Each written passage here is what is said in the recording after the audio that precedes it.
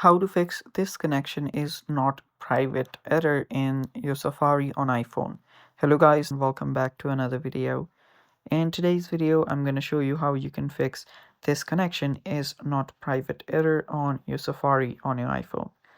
So without any further ado, let's dive right into it. So the first thing that you'll need to do to fix this is go to your settings. On your settings, you will need to go to your apps, go to apps, and on your apps, simply search for Safari.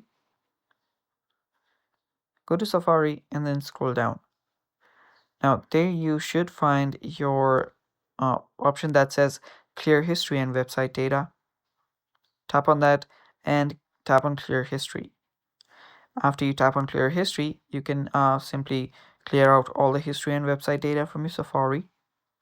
Scroll down again. There you'll find the Advanced option. Tap on that and tap on Website Data. After the website data loads, you can then delete all of your website data as well. It can take some time to load, so wait for it. And simply clear out all the website data from your Safari. After you've done that, you can then come back to your general again on your settings. Let's just go back here. Go to general, and on your general, scroll down till you find date and time. Tap on date and time and make sure that you have set it automatic.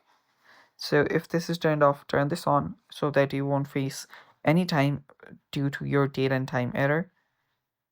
After you've done that, you can now just go ahead and go to your general again, scroll down till you find transfer, reset iPhone, and reset your iPhone. So from here, reset your network settings.